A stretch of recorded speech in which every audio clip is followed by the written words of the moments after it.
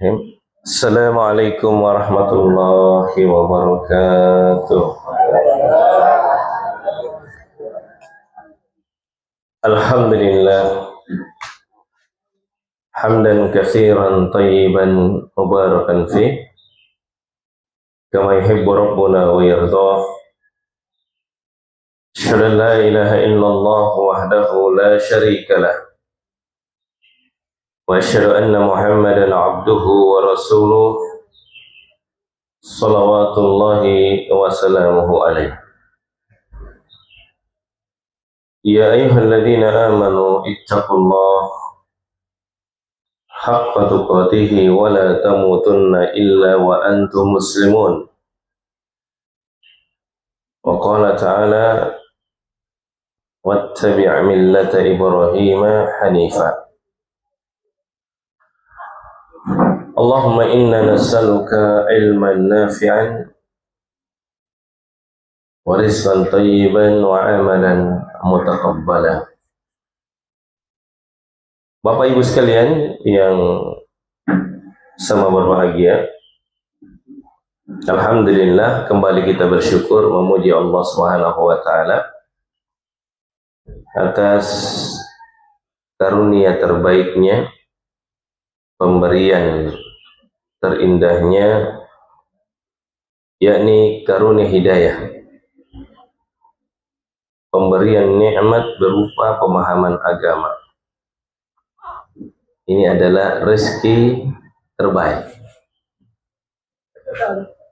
Kalau kita berbicara rezeki, ya, khususnya kita orang Indonesia, identik dengan apa kira-kira Bapak Ibu sekalian? Pernah cerita dalik, anggap piano tapi dalik asidoi, ya kan ya. Jadi mindset kita memang ini terbangun dari awal, sejak awal bahwa pernah cerita dalik berarti doi barang-barang. Ini sebenarnya yang mau diteruskan. Ya. Ternyata menurut konsep agama, rezeki itu tidak selalu identik dengan harta dunia. Walaupun itu juga termasuk. Mari kita simak doa yang selalu dibaca setiap selesai sholat subuh. Apa doanya? Allahumma inni as'aluka rizqan tayyiban wa amalan mutaqabbalan. Apa lagi? Wa rizqan tayyiban. Apa lagi? Allahumma inni as'aluka ilman nafi'an wa amalan mutaqabbalan wa rizqan tayyiban. Atau dalam Al-Quran, kalau tadi itu kan rezeki yang baik bisa identik dengan harta. Tapi ada doa dalam Quran, Qul Rabbi, apa itu? Zidni, atau dalam hadis Rabbi zidni ilman warzuqni fahman. Dan berikanlah kepadaku rezeki pemahaman. Jadi kita diberikan pemahaman yang baik, pemahaman yang benar tentang agama ini adalah sebuah rezeki. Adalah sebuah rezeki. Dan orang yang telah Allah beri dia rezeki pemahaman agama, berarti Allah telah mengaruniakan kepadanya kebaikan yang sangat banyak. Itu dia. Sebagaimana dalam hadis Nabi Sallallahu Alaihi Wasallam, man yuridillahu bihi khairan yufaqihu fiddin, yang artinya barang siapa yang Allah inginkan kebaikan bagi seorang hamba, Allah beri kepadanya pemahaman tentang agama. Jadi di sini Bapak Ibu, Nabi katakan orang yang diberikan pemahaman agama itulah orang yang Allah inginkan kebaikan yang banyak. Kebaikan yang banyak. Baik, Bapak Ibu yang kami muliakan, salawat dan salam senantiasa tercurah atas Nabi kita Muhammad sallallahu alaihi wasallam. Allahumma salli ala Muhammad wa ala ali Muhammad. Nama ini adalah nama yang paling sering kita sebut-sebut, ya, terutama dalam sholat maupun di luar sholat. Kita selalu bersalawat kepada beliau, Allahumma salli ala Muhammad wa ala ali Muhammad. Dan itu kita baca juga dalam syahadat, asyhadu an la ilaha illallah wa asyhadu anna Muhammadan abduhu wa rasuluh. Kira-kira apa hikmahnya? Kenapa dua ini selalu disebut beriringan, Allah dan Rasul? Ya. Agar setiap hamba di dalam hatinya, ya, selalu hadir yang dua ini, bahwa tidak ada yang dia sembah kecuali hanya Allah. Itu. Yang kedua, tidak ada yang diikuti kecuali Nabi Muhammad sallallahu alaihi wasallam. Kemudian pertanyaan saya, orang yang paling sering kita sebut dalam sholat kita setelah Nabi Muhammad siapa? Nabi Ibrahim. Betul. Betul gak? Karena setelah kita membaca salat Allahumma salli ala Muhammad wa ala ali Muhammad, apa lanjutannya? Kama sallaita ala Ibrahim wa ala ali Ibrahim. Sebagaimana engkau telah memberikan salawat atas Ibrahim dan keluarga Ibrahim. Subhanallah. Ini menunjukkan apa? Betapa tingginya kedudukan Nabi Ibrahim di sisi Allah Subhanahu wa taala. Masih terasa ya suasana apa? Idul Kurma, suasana korban, sembelihan. Masya Allah. Baru berakhir kemarin hari-hari tasyrik. Sekarang tanggal berapa Bapak Ibu sekalian? Tanggal 14 Zulhijjah. Terakhir kemarin ya hari-hari pemotongan. Dan itu diintip dengan keluarga Nabi Ibrahim alaihi salatu wassalam. Sejarah ya penyembelihan. Kalau kita berbicara sejarah penyembelihan, tidak main-main Bapak Ibu. Bukan ikan yang mau disembelih. Bukan ayam yang mau disembelih. Tapi yang perintah disembelih adalah ya, anak tersayang. Subhanallah. Ismail alaihi salatu wassalam. Ini bukan urusan yang ringan. Ya. Kalau kita punya ayam saja, kita pelihara dari kecil, kita rokok, tekan sambal, ya kan? Tidak mau kita maksudnya. Disayang. Ya, lebih baik saya hadiahkan sama orang daripada saya sambal. Lebih baik saya beli ayam di pasar daya, kalau sekedar mau makan ayam, daripada Anda jangan kurang-kurang. Kenapa? Karena adanya rasa sayang sama ayam bangkota, ayam itu ya, apalagi berapa puluh sujana, itu kan ya. Ini tawarin 1 juta, teme nak kiri, ya, dari lompat pengemasan sama dia yang pelihara dari kecil. Ini bukan sekedar ayam mau disembeli, bukan sekedar kambing yang mau disembeli, orang yang mau disembeli maksudnya. Kira-kira betul ya? Sana bertanah, yang lain betul, apalagi amanat. Itulah Ibrahim alaihissalatu wassalam.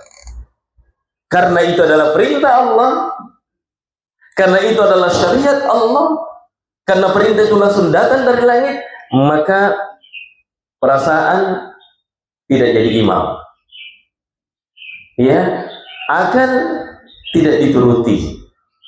Tapi apa yang jadi imamnya? Apa yang jadi imamnya? Apa yang diikuti adalah imannya. Karena anne perintah Allah Ta'ala pasti ingat matu-matunya. Karena ini perintah Allah, pasti ada hikmahnya. Karena ini perintah Allah, pasti ada di balik semua itu. Subhanallah. Dan untuk Ibrahim alaihissalatu wassalam, demikian pula untuk putranya, ya, mereka terlalu yakin dengan keyakinan yang sempurna, hakul yakin kata orang, bahwa tidak mungkin Allah perintah sesuatu kalau tidak ada hikmahnya. Siap yang disebutkan dalam Quran, kisah mereka ini, dan termasuk Nabi yang paling banyak disebut kisahnya dalam Quran adalah Nabi Ibrahim alaihi salatu wassalam. Itu diabadikan dalam Quran, diabadikan di dalam Al-Quran. Allah Subhanahu wa taala berfirman, "Falamma balagha ma'ahu as-sa'ya qala ya bunayya inni ara fil manam inni asbahuka fanzur madza tara." Ketika Ismail sudah berumur remaja, at-kulli min abantu tuwanan jama, ya, sudah mampu berusaha, sudah bisa membantu orang tua, sementara Ibrahim sudah berumur senja. Tentu kita sebagai orang tua yang sudah mulai, ya, sudah mulai tua, punya harapan terhadap anak-anak yang akan melanjutkan, ya, akan melanjutkan perjuangan kita. Di umur seperti ini, anak remaja, orang tua sudah berumur uzur, datang perintah. Perintah apa? Perintah untuk ansambalai anak-anak. Nah, cium baji-baji anak-anak, dipanggil baik-baik anaknya, lalu diajak dialog, diajak diskusi, diajak untuk membicarakan perintah yang begitu berat ini. Ya, dia pun berkata kepada anaknya, ya bunai, wahai anak, inni ara fil manam, saya lihat dalam mimpiku, anni azbahuka, kusamballekuna. Saya melihat dalam mimpiku, saya sembelih kamu, nak. Fanzur madza tara, bagaimana pendapat? Ini mimpi, ya. Ini mimpinya Nabi. Dia singkam mimpi tongkit lihat potong ayamnya tetangga, namanya tongkit ngelila aja lagi sambal nanti, ya. Ya kan, ini kita bukan Nabi, Bapak Ibu sekalian, ya. Kalau Nabi mimpinya wahyu. Ya, kalau orang sekarang mimpinya sebagian kupon putih, ya jangan sekalian. Kalau itu beda, Nabi lain mimpinya. Kalau Nabi pasti benar. Dan ini memberikan isyarat bahwasanya Allah mendatangkan perintahnya tidak langsung lewat mimpi. Kenapa? Karena ini perintahnya tidak ringan. Dan ini salah satu bentuk bagaimana lembutnya Allah, kelembutannya Allah kepada nabinya, dihadirkan perintah dalam bentuk mimpi. Ya, yang kedua, sekaligus untuk menjadi batu ujian bagi Ibrahim. Kira-kira mau enggak kalau isyarat perintah itu datang dalam bentuk mimpi saja? Tidak langsung, tapi lewat mimpi datangnya perintah. Mau enggak Ibrahim? Ternyata Ibrahim alaihissalatu wassalam sama saja baginya, mau langsung, mau tidak langsung, mau dalam keadaan sadar maupun dalam mimpi, kalau itu datang dari Allah, siap laksanakan perintah. Itu pelajaran pertama. Pelajaran kedua, Bapak Ibu sekalian, Ibrahim alaihissalatu wassalam, walau dia selaku ayah, walau dia selaku Rasul Allah, tidak langsung saja serta-merta melaksanakan perintah Allah, tapi mengajak anaknya untuk berdiskusi. Ini perintah untuk para orang tua, bahwa anak kalau sudah mulai berumur remaja, itu perlu diajak dialog, bicarakan kalau ada sesuatu yang mau dibicarakan. Jamaah sekalian. Nah, kita lihat bagaimana reaksi dari Ismail ketika disampaikan perintah ini. Apa jawaban dari Ismail alaihissalatu wassalam? Dia pun menjawab, dia pun menyambut, ya, perintah dari Allah ini dengan mengatakan, ya abati, wahai ayahku, if'al ma tu'mar, laksanakanlah apa yang diperintahkan kepadamu. Ya, laksanakan. Artinya apa? Jangan tunggu lagi, jangan pikir-pikir lagi. Jangan kamu dahulukan perasaan kamu, ya. Jangan kamu khawatir jika saya disembelih. Laksanakan apa yang diperintahkan kepadamu. Satajiduni insyaallah minas sabirin. Sungguh engkau akan menjumpai saya dengan izin Allah termasuk orang yang sabar. Jadi memang Bapak Ibu, untuk bisa menerapkan perintah Allah dibutuhkan apa? Keyakinan dan kesabaran. Kalau tidak yakin, susah. Yakin tapi tidak sabar, tidak bisa juga terwujud. Bapak Ibu yang saya hormati dan saya muliakan, termasuk kita bisa hadir di tempat ini, kenapa bisa? Itu kan ada dua hal. Yang pertama kita yakin ada kebaikannya. Yang kedua sabar. Nah sabar ini pilihan tak. Saya yakin Bapak Ibu kalau pulang ke rumahnya ini banyak pilihan-pilihan lain. Kita mau masak, kita mau ini, kita mau itu, kan pasti ada. Tapi kita memilih ini karena kita yakin ini yang terbaik untuk saat ini. Berarti apa? Untuk bisa mewujudkan perintah Allah dibutuhkan dua hal. Pertama keyakinan, dan keyakinan itu dibangun di atas apa? Dibangun di atas ilmu. Karena tidak mungkin ini Ibrahim maupun Ismail siap menyembelih dan siap disembelih kalau dia tidak yakin bahwa ini datang dari Allah Subhanahu wa taala. Jadi harus yakin dan keyakinan itu dibangun di atas wahyu. Bukan di atas kira-kira. Tapi keyakinan dibangun di atas wahyu. Wahyu yang dimaksud kalau kita adalah Al-Qur'an. Ya. Yang kedua sabar. Biar kita sudah tahu ini baik ini buruk, kalau tidak siap dilaksanakan, maka kita tidak akan mampu mewujudkan perintah kalau kita tidak sabar, Bapak Ibu yang saya hormati dan saya muliakan. Ternyata apa? Perintah ini bersifat ujian. Allah hanya ingin mengetahui sejauh mana keyakinannya Ibrahim, sejauh mana kemantapan imannya Ismail. Maka disebutkan dalam lanjutan ayatnya, falamma aslama, ketika keduanya telah pasrah, ya, Ismail telah diletakkan di atas pelipisnya, sudah siap digeret, sudah siap disembelih, maka datanglah perintah, ya Ibrahim, qad saddaqta ru'ya.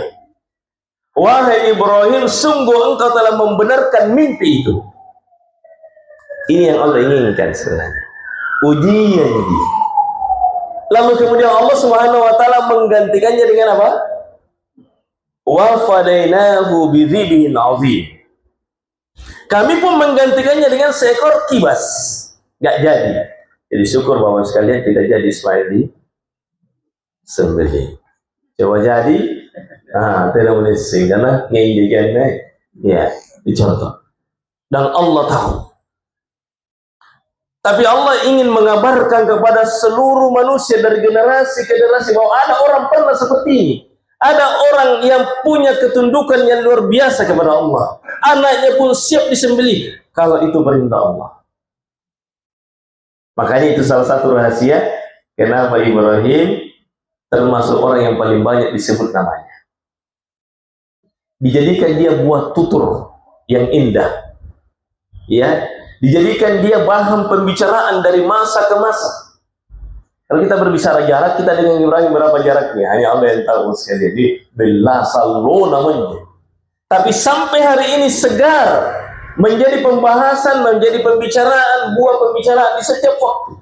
Nabi Ibrahim alaihissalatu wassalam itu buah dari ketaatan kepada Allah Subhanahu wa taala.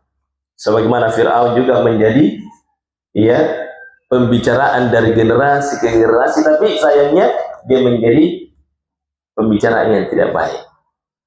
Ya, sosok pemimpin yang zalim.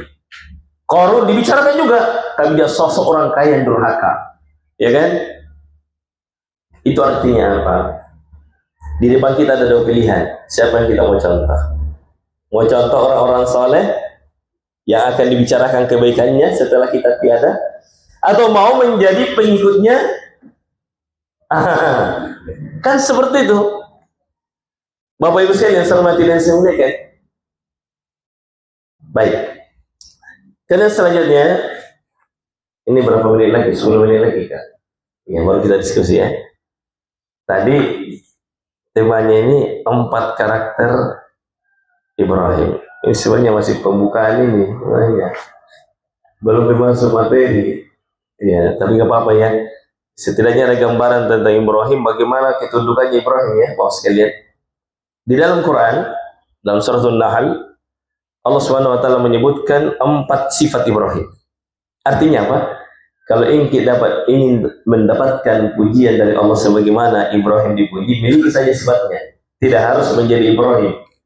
Tidak harus ganti nama. Kalau begitu sampai hari itu Ibrahim deh.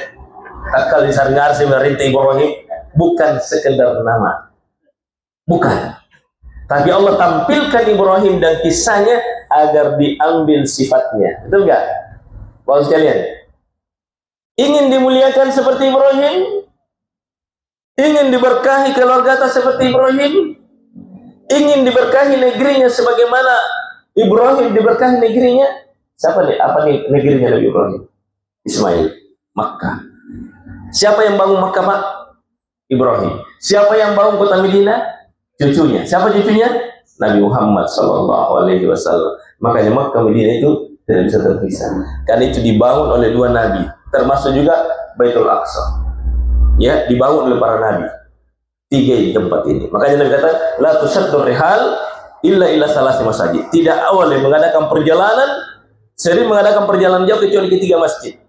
Masjidil Haram, kemudian Masjidil Nabawi, kemudian Masjidil Aqsa. Dan nilai pahalanya berada di sini, beribadah di sini, berbeda dengan di tempat-tempat lainnya. Kenapa? Karena di sana pernah ada sosok orang yang soleh, ya, yang luar biasa kesalehannya. Dialah Ibrahim dan Nabi kita Muhammad SAW. Kalau di Palestina, nabi-nabi yang lainnya. Situ Nabi Sulaiman yang membangun, ya, dan seterusnya. Bapak Ibu yang kami muliakan, ada 4 karakter Ibrahim yang siapapun yang mensifatinya, dimanapun dia tinggal, mau dia tinggal di jalan batu Abu, mau dia tinggal di jalan Batuah, di mana saja, apapun namanya, ya, kalau dia miliki sifat ini, maka dia layak mendapatkan keberkahan. Kalau dia miliki sifat Ibrahim, dia layak dimuliakan oleh Allah SWT dan diberkahi. Ya, kita ingin berkah kan, Bapak sekalian? Kita ingin keluarga tak diberkahi, kita ingin usaha tak diberkahi, kita ingin kampung tak diberkahi. Kata kuncinya apa? Ikuti sifatnya orang-orang yang Allah berkahi. Itu yang pokok. Tidak harus pergi tinggal di Makkah untuk diberkahi. Ya, biar di sini yang mantap. Man dari Makkah yang mantap pun nanti sifat-sifatnya Fir'aun ni balaki, kayak yang matu-matu. Ya, karena Abu Jahal juga tinggal di Makkah juga dulu. Betul nggak? Abu Lahab juga keluarganya Nabi. Tapi karena tidak nasifati sifatnya orang-orang yang mulia, tidak juga jadi mulia. Bahkan dicela dalam Quran, tabbat siyada abi lahab, telah celaka kedua tangannya Abu Lahab.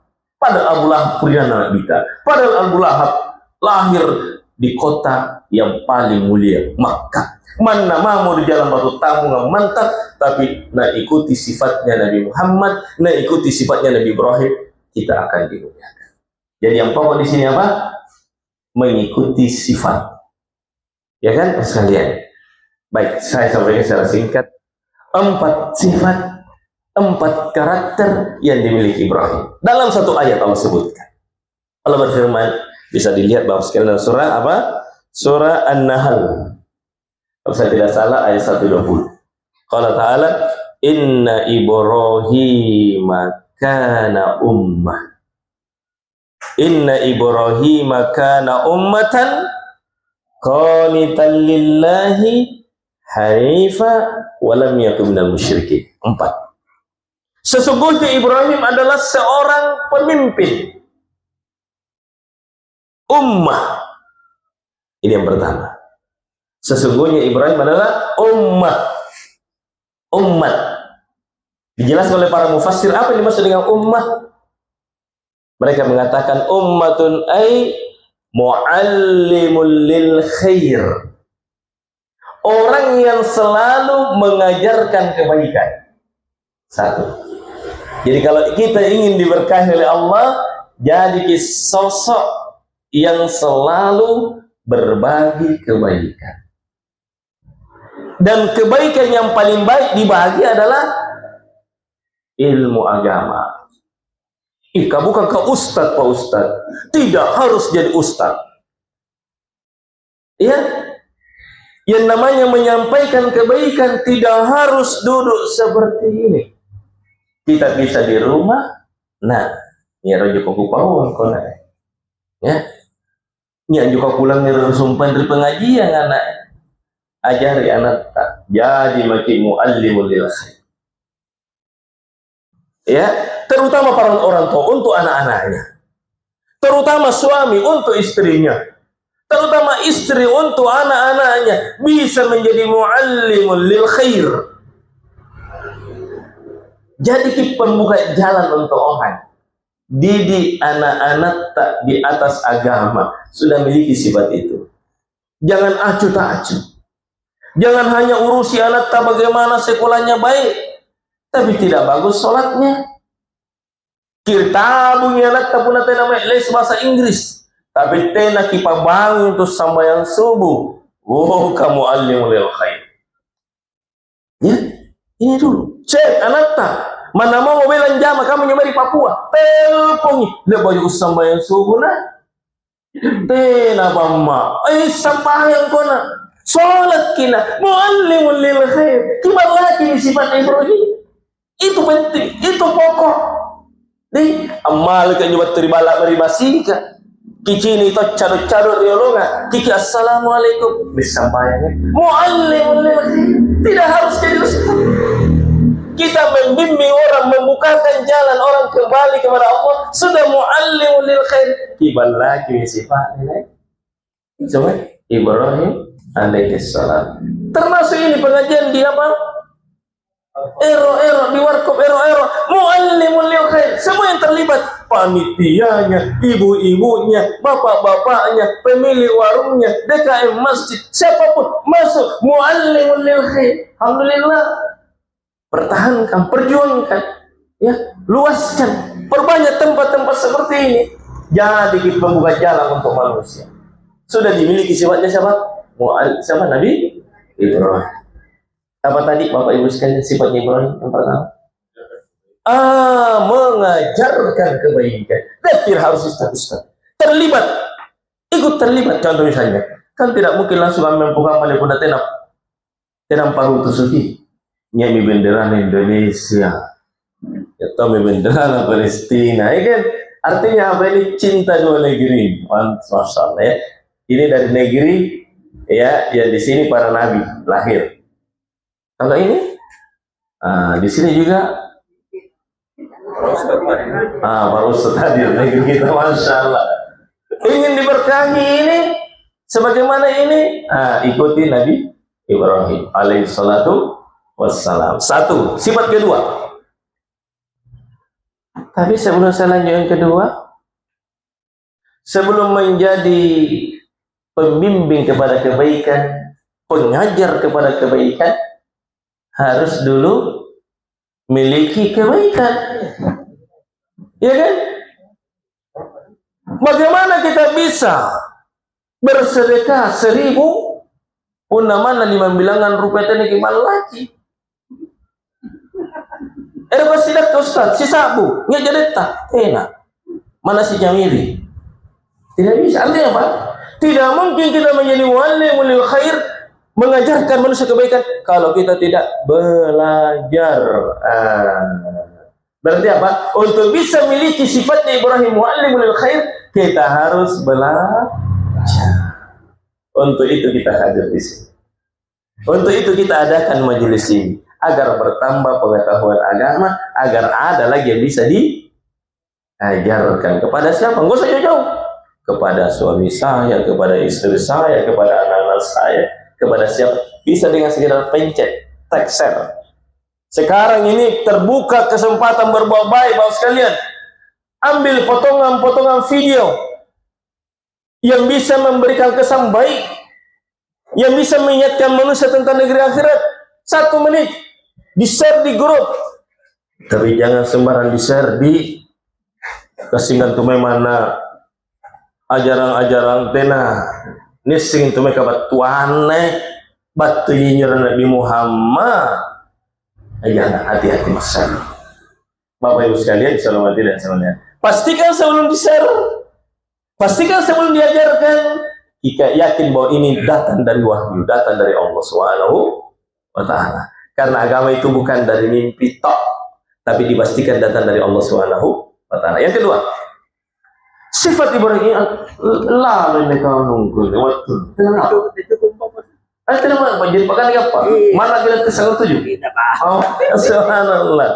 Yang kedua, baru kedua. belajar dari baru tadi itu apa? Ummah mengajarkan kebaikan baru satu. Itu masuk di situ. Tidak mungkin kita bisa menjadi muallimul lil khair kalau kita tidak belajar. Jadi masih rangkaiannya itu. Di balik itu, ketika Allah mengatakan mengajarkan kebaikan, berarti kita harus punya dulu sebelum mengajar. Yang kedua, ya, qanitan lillah, tunduk kepada Allah. Sami'na, itu dimiliki oleh Ibrahim. Apapun kalau Allah yang bilang. Disuruh bawa istrinya, disuruh bawa Ismail kecil, hijrah. Bapak Ibu, semua peradaban, ya, itu berawal dari hijrah. Ya, tanah Mekah dulunya adalah tanah yang tandus, sampai sekarang tandus juga. Tanah Mekah dulunya adalah tanah yang tak bertuan, tidak ada orang mau tinggal di situ. Ya, tidak ada air, sumber kehidupan.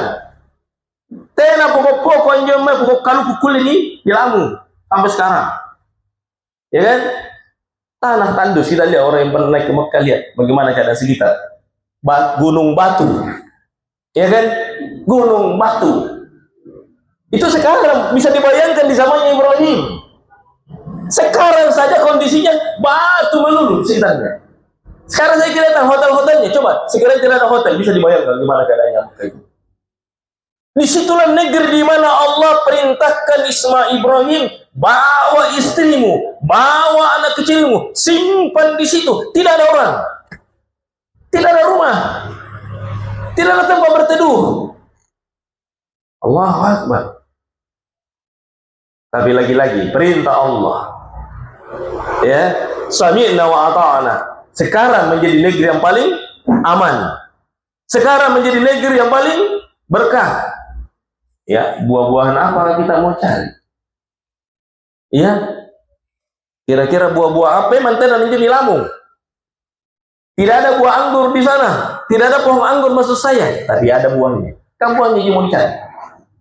Ya. Biar anjingnya tambah udan, tapi ulu doang terus jadi kanre. Ya, daging nak kamu nyoba di kirinya. Ya kan? Subhanallah. Di sana tidak ada udan, tidak ada tambaknya, tidak ada pohon ini, tapi buah-buahannya ada. Hasilnya ada. Ada semua di sana. Bahkan buah-buahan yang tidak pernah kita lihat, kita dapati di tanah haram. Negeri yang diberkahi. Karena itu memang doanya Nabi Ibrahim. Rabbi ja'al hadza baladan amina warzuq ahlahu minas samarat.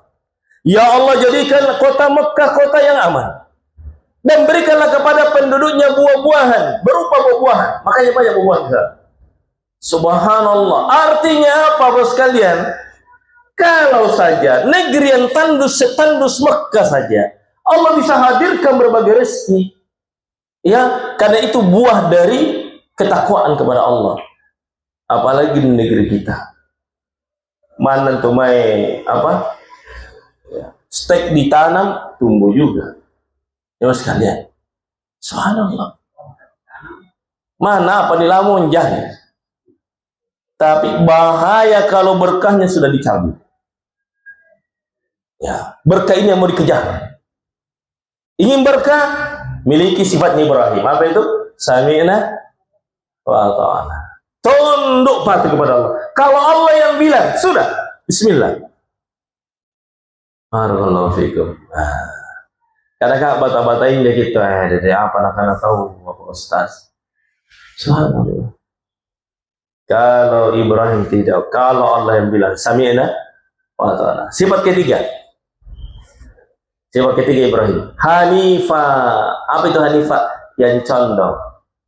Condong ke mana Pak Ustaz? Condong kepada kebaikan. Punna nubajinya tinjui. Ya. Di mana ada kebaikan, di situ ada Ibrahim. Kebaikan yang paling mulia adalah apa? La ilaha illallah. Itu Ibrahim. Condong kepada tauhid. Condong kepada la ilaha illallah. Berpaling dari kesyirikan. Makanya kita lihat bagaimana kisahnya Ibrahim bersama ayahnya, bersama kaumnya. Dia berkata kepada ayahnya, wa idh qala Ibrahimu li abihi wa qaumi. Ingatlah ketika Ibrahim berkata kepada ayahnya Azar dan kaumnya, innani bara'um mimma ta'budun. Sesungguhnya saya berlepas diri dari apa yang kalian sembah selain Allah. Ya. Illalladzi fatarani, kecuali yang menciptakan saya. Jadi Bapak sekalian hormati dan saya muliakan, sifat Ibrahim yang ketiga apa tadi? Condong kepada kebaikan. Berarti apa? Nabaqoi gaus salaya. Condong kepada la ilaha illallah dan meninggalkan semua yang disembah selain Allah Subhanahu wa taala. Ini Ibrahim. Subhanallah. Maka kita lihat Bapak sekalian, ketika menghadapi kaumnya yang menyembah banyak berhala, menyembah banyak Tuhan, apa engkau ke Ibrahim tunna berumur remaja. Semua patung-patung dihancurkan. Napa mantai saya paling lumpuh. Ya. Maka kaumnya ketika pulang dari berburu, dan itu adalah hari raya mereka, hasil buruannya dibawa ke mana? Ke berhala-berhala mereka. Tiba-tiba mereka menyaksikan pemandangan yang bagaimana? Membuat mereka marah besar. Semua patungnya hancur kecuali yang paling besar. Nah kan nek panggaukangannya. Kira-kira siapa ini? Tertuju kepada Ibrahim panggaukangannya. Karena dia yang tidak mengakui sembahan-sembahan kita. Dihadirkan Ibrahim. Dikutani Ibrahim. Ya Ibrahim, enggak perlu panggaukan. Kenapa kamu hancur patung-patung kami? Dia bilang, ya enak. Nah kan ini apa? Lanjut paling lumpuh. Tuh. Silakan tinggi 80 aja. Ini paling. Nah karena kau gimana? Ngapa nak kulit patung hancurkan temannya? Nanti nak kulit cerita, nak kulit gila, nak kulit ngapa? Nah karena bajingan jenis apa ya? Kalian tahu bahwa patung-patung ini tidak bisa berbuat apa-apa. Membela dirinya pun tak mampu. Kenapa kalian minta sama mereka? Kenapa kalian menyembah patung-patung ini? Sementara mereka saja tidak bisa membela dirinya. Dihancur tidak bisa. Sempat mereka sadar. Tapi sayang, seribu sayang. Tokohnya kembali mengangkat, sudah Ibrahim ini ya mau berbuat kerusakan di negeri kita ini. Subhanallah. Dibangkitkan lagi fanatismenya. Dibakarlah Ibrahim, siap dibakar. Subhanallah. Lagi-lagi ada kisah tentang pembakaran Ibrahim. Coba lihat. Kalau ini tidak sabar, ini luar biasa. Memang untuk memegang kebenaran ini butuh sabar. Ya, maka Ibrahim dilempar masuk ke dalam api. Api yang begitu besar, sehingga dia harus dilempar dari tempat yang jauh, pakai menjerit. Karena bukan pepek jadi cak dari bongan tama, pepek rasa salompon tama. Ya, api yang sangat besar, dilempar menggunakan alat, karena harus dari jauh.